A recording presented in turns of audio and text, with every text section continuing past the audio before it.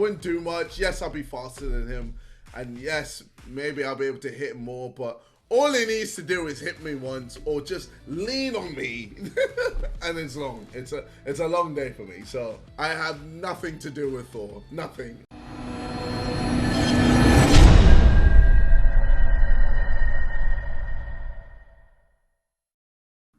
All right, what's going on, you guys? Nick here with Nick Strength and Power. I've got a couple of interesting stories for you guys today. Let's get straight into it here. The first story that I've got for you guys today, yesterday we talked about how Martyn Ford came out and said that the fight is postponed again, and he basically implied that it was the Persian Hawk, his opponent, who was the one that backed out. He said it was out of his control, it wasn't his choice, and if it were up to him, there would still be a fight. Martyn was pretty adamant in his video that he wanted to fight. Well, today, the Persian Hawk just posted on his Instagram, and he posted a statement essentially saying he's not the one that pulled out, and saying that Martyn is the one that didn't want to fight. So this is the Instagram translation of his post, so it might be a little bit rough, but this is what he said on his latest upload. I've been training in Sub-Zero for months, lost weight to be ready for the match. No cancellation from me. Box Star organization soon replaced Ford in front of me. It's a shame and embarrassing English opponent not fighting me. Not any fighter because he's never a fighter. We will definitely sue under the contract. Fighter will not have the right to cancel the fight. For me, the fight is still on. So that's about the point where things really start to not make sense. Martyn says he wants to fight. There's no excuses from him. And the Iranian Hawk says he wants to fight. There's no excuses from him. So why is the fight being postponed? Somebody is not telling the truth here. Somebody is lying. So he goes on to say, today I heard that Ford doesn't want to fight me, not any other fighters. I never canceled any fight, but he don't want to see me again. It's against the contract and my legal team has started. Actually, Pretty Boy can never fight, who just hide and run away. He must have a permission from woman first. I can't believe opponent like him. It's shameful, this victory. It's not honor for me. It's a century joke, not a century fight. So my opinion on this, I honestly believe Martyn's side of the story. Martyn Ford is clearly in fighting shape. He clearly appears to be the superior fighter slash boxer slash athlete overall. And he was the first one to come out and say that the fight was postponed and that the Iranian Hawk pulled out. Now, to me, my opinion is that the Iranian Hawk is not being honest with this post. Because if the fight's already not happening, he can say whatever he wants in this Instagram post. He can say Martyn's the reason why the fight's not happening to save himself some embarrassment.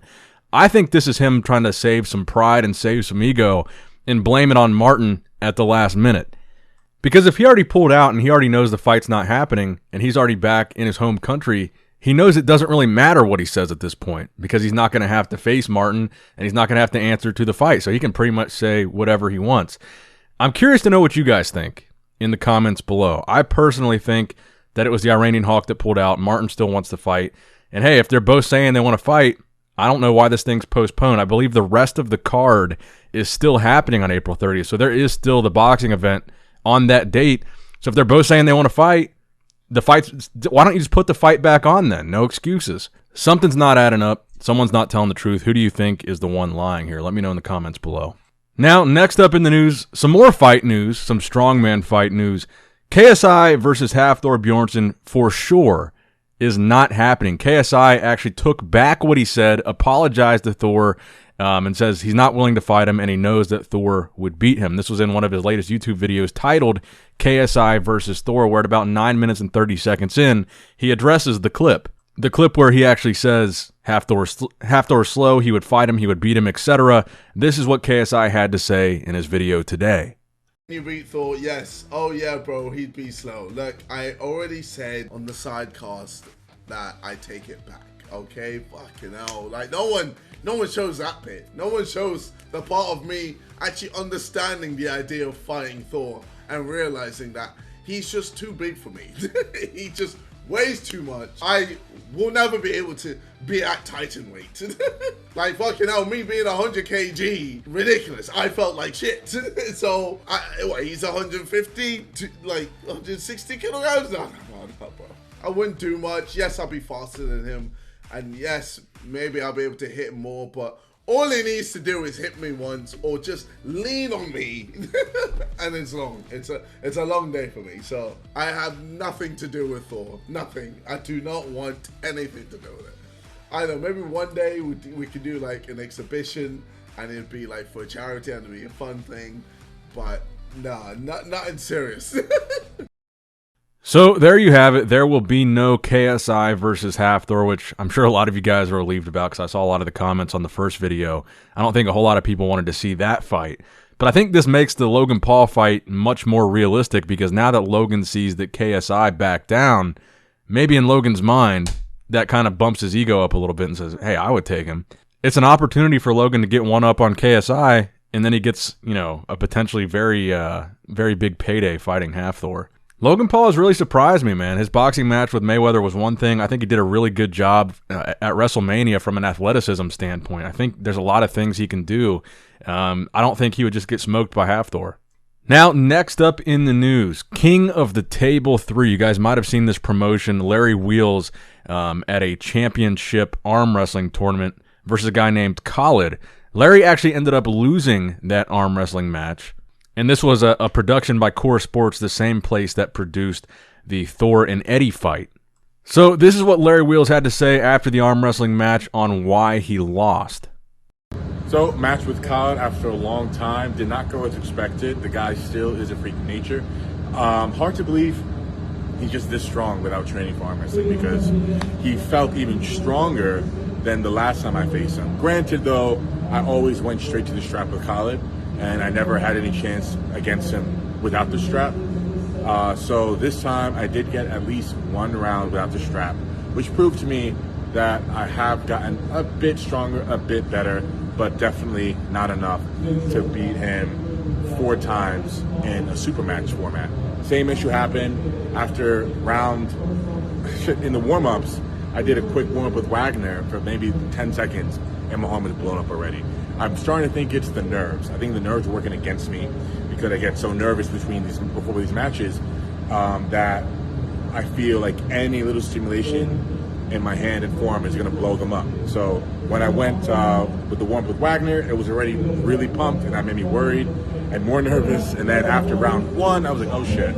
I got my 1 round in, but my form is already so blown up. Like, I knew I was done. Just like my last match with Brandon. After round 1, I knew like it was done. Like I still tried my best. You know, I tried everything. I tried to slip. I tried to block press. I tried to hook. I tried all I can think of, and it just didn't work. Once the power was gone, I just couldn't manage his. So, nonetheless, will I continue arm wrestling? I mean, look, I love it. You know, I wish I could be better at it. But right now, my role primarily is a promoter. I'm like an ambassador for the sport. I'm happy to be involved any way that I can.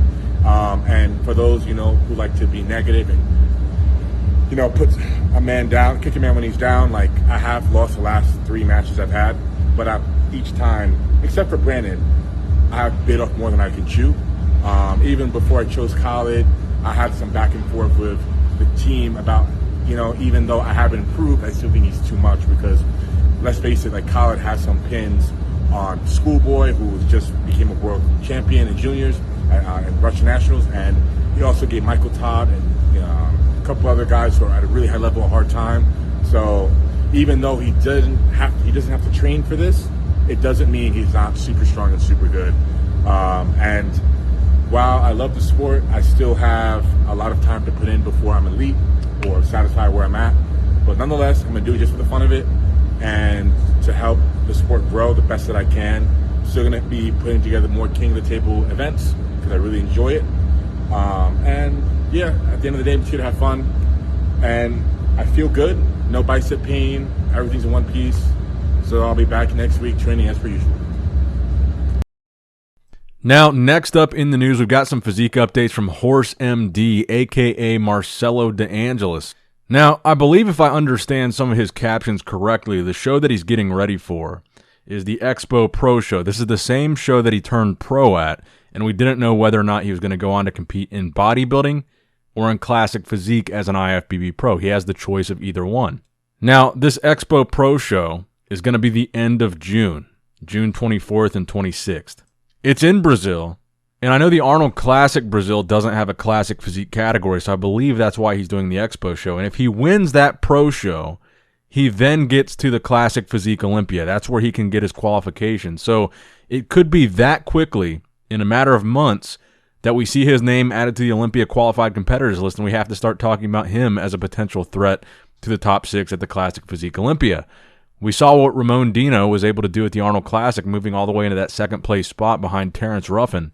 These Brazilian Classic guys are not messing around. They're really making a name for themselves in this division across the board. And Ramon Dino just has been the most recent standout guy. But I really think that Marcelo, I think he's going to be very dangerous. I think potentially even more dangerous than Ramon Dino. Now, speaking of classic physique, I saw these recent updates from Terrence Ruffin. He's weighing about 187 pounds, he says, in these pictures. And we're pretty significantly in the post-Arnold Classic phase. I think he looks damn good in these pictures for someone that doesn't have to compete until December. He doesn't have to compete until the Olympia.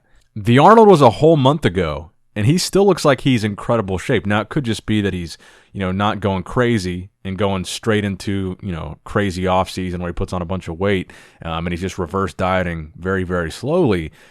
But maybe he's doing another show in between the Arnold and the Olympia, because he looks crazy good, man, for this point past the Arnold Classic.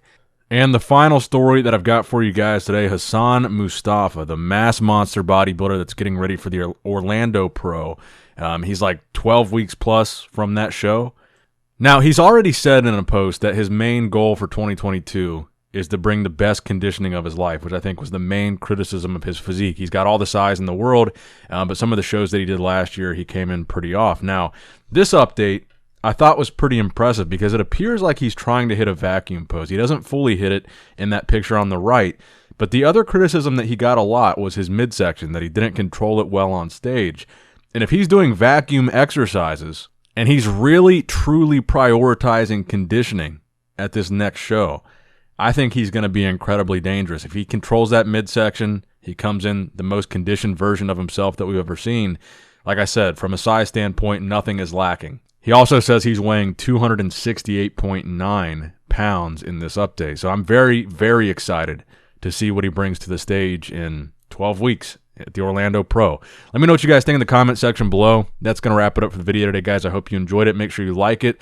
Leaving a like helps out a lot if you enjoyed it. Subscribe to the channel if you have not subscribed yet already. Click that bell notification icon. And as always, I love you guys. I appreciate you guys. Nick Strength and Power, signing out.